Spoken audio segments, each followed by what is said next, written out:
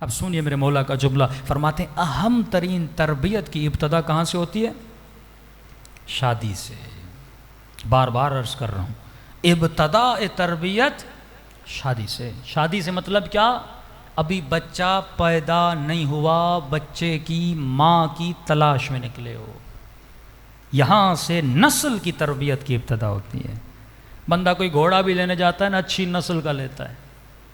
ہاں، زمین بھی کہیں پہ خریدنے جاتے ہو نا، ایسی زمین ہو جس کا پانی میٹھا ہو، سیک نہ ہو، اس جگہ پہ جا کے زمین لیتے ہو۔ لیکن افسوس سے لوگ شادیاں کرتے ہیں، جو ملا شادی کر لی۔ معیار کیا بناتے ہیں شادیوں میں؟ مال، دولت، حسن، پیسہ۔ معصوم فرماتے ہیں نہیں، اچھی عورت کی نشانیاں میرے چھٹے امام نے بتائی ہیں، اچھے مرد کی نشانیاں میرے امام نے بتائی ہیں۔ قرآن ذکر کرتا ہے طیبات للطیبات والخبیثات للخبیثات، طیب طیب کے لیے، خبیث خبیث کے لیے۔ ہاں اگر تو خبیث ہے، جا کسی خبیث سے جا کے شادی کر، لیکن اگر تو خود کو طیب سمجھ رہا ہے، علی کا شیعہ سمجھ رہا ہے، تو تیرا انتخاب اچھا ہونا چاہیے، کیونکہ غلط انتخاب انسان کی پوری زندگی کو تباہ و برباد کر دیتا ہے۔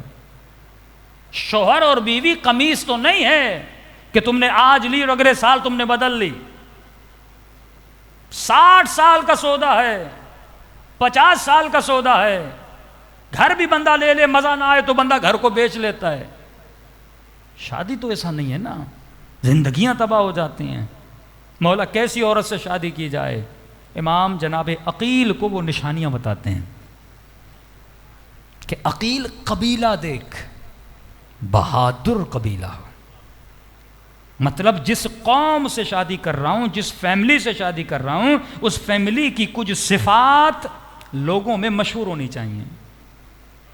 مثلا بھائی فلاں کا گھرانہ تو بڑی سخاوت والا ہے، فلاں تو بڑے تقوی میں مشہور ہیں، فلاں تو ایمانداری میں بڑے مشہور ہیں، مطلب جن کی شہرت اچھی ہو ان کے یہاں سے شادی کر، بدنام گھرانوں سے شادی نہ کیا کر۔ رسول کی حدیث بھی ہے کہ ایسی عورت سے شادی نہ کر۔ ایک پھول ہوتا ہے جو گندگی میں اگتا ہے، بڑا خوبصورت پھول ہوتا ہے، لیکن جہاں پہ اگا ہے وہ کیا ہے؟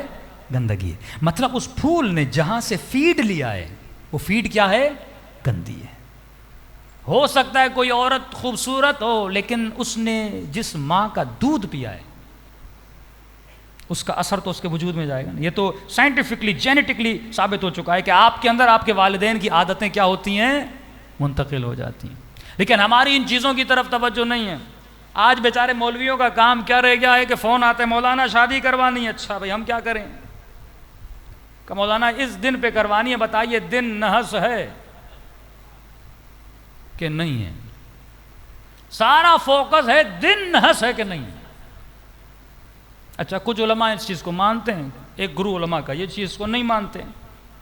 کچھ کا عقیدہ ہے کہ دن نحس ہوتا ہے، دن نحس نہیں ہوتا۔ کچھ کا عقیدہ ہے نہیں، ایسا کچھ بھی نہیں ہے۔ لیکن کچھ کہتے ہیں قرآن میں ایسی آیتیں ہیں جس میں خدا نے دنوں کو نحس بولا ہے۔ تو دن اپنی وجہ سے نحس نہیں ہوتا۔ دن نحس کیوں ہوتا ہے؟ کیونکہ اس دن میں کسی نبی کی قوم نے اللہ کی مخالفت کی ہے، تبھی وہ دن کیا بنا؟ نحس بنا۔ قوم لوط نے مثلا کسی دن میں کچھ کیا، اللہ نے منع کیا مثلا اس دن مچھلی کا شکار نہ کرنا، انہوں نے اللہ کی مخالفت کی، شکار کر دیا، وہ دن کیا ہو گیا؟ نحس ہو گیا۔ کسی دن میں کسی امام کی ولادت ہوئی، وہ دن کیا ہو گیا؟ مبارک ہو گیا۔ کسی دن کسی امام کی شہادت ہوئی، وہ دن کیا ہو گیا؟ مصیبت والا دن ہو گیا۔ تو بذات خود دن اچھا اور برا نہیں ہوتا، ہمارا عمل ہے جو اس دن کو اچھا کرتا ہے اور برا کرتا ہے۔ اب مولا فرماتے ہیں مومن کے لیے ہر وہ دن عید ہے جس میں مومن گناہ نہ کرے۔ مطلب تیری ڈیلی بیسس پہ عید ہو جاتی ہے۔ اب پوری جستجو کر کے ریسرچ کر کے جب شادی کرتا ہے، ہاں بھائی یہ دن بڑا اچھا ہے، اب اس پہ بیٹی کی شادی کروانی ہے، چلو شادی کروائی۔ مولوی صاحب بیچارہ اس شادی میں جاتا ہے 5 منٹ کے لیے، زیادہ مولوی کو کوئی برداشت کرتا نہیں۔ مولوی کہے گا گانا نہ ہو، بے پردگی نہ ہو، یہ نہ ہو، وہ نہ ہو، تو 10 منٹ کے لیے سب رک جاتا ہے۔ جلدی جلدی سے مولانا آتے ہیں، نکاح پڑھاتے ہیں، جلدی سے مولانا کہتے ہیں مولانا آپ جلدی چلے جائیے، آپ کی ضرورت نہیں ہے۔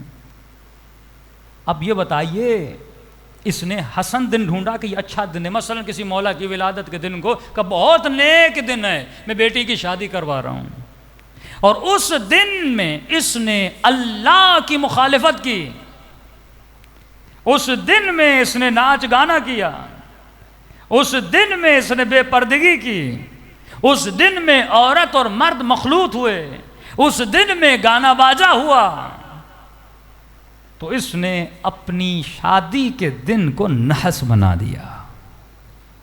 اس کے اثرات کس پہ ہوں گے؟ اس کی بیٹی پر اور اس کے بیٹے پر ہوں گے، اور آنے والی نسلوں تک اس کے اثرات رہیں گے۔ مولا علی اور جناب سیدہ کی شادی، رسول خدا نے کہا خبردار عورتوں کو کہا کہ کبھی ایسی رسومات کو انجام نہ دینا جو خلاف اسلام ہیں۔ آج عورتیں کہتی ہیں تو ہم انڈیا سے ہم یہ رسمیں کرتے ہوئے آ رہے تھے، مولوی صاحب آپ کیسے روک سکتے ہیں؟ ہر اس رسم کی اجازت ہے جو دین کے ساتھ ہو، جو دین کی مخالف ہو اس کی اجازت نہیں ہے۔ اب یہ سمجھتا اگر میں نے شادی کر لی یہ عورت میرے اوپر حلال ہو گئی، لیکن اسے یہ بھی نہیں پتا کہ کئی ایسی چیزیں ہیں جو نکاح کے بعد بھی حرام ہوتی ہیں، لیکن کوئی بتانے دے تو عوام کو بتا دیا جائے نا۔ ایک نوجوان ملا، 8 سال تک وہ اپنی بیوی کے ساتھ حرام کر رہا تھا، till 8 years، کیونکہ اسے پتا نہیں تھا۔ مولوی کو صرف نکاح کے لیے بلایا جاتا ہے، 1 hour کا سیشن ہونا چاہیے، مولانا میں شادی کر رہا ہوں بتائیے تو صحیح اس عورت کے ساتھ کون سی چیز حلال ہے کون سی چیز حرام ہے، یہ خاتون پوچھے مجھے پتا تو چلے میں شادی کر رہی ہوں کون سی چیز حلال ہے حرام ہے۔ جب اسے پتہ ہی نہیں ہوگا، جب نسلیں پیدا ہوں گی اس کا فائدہ کیا؟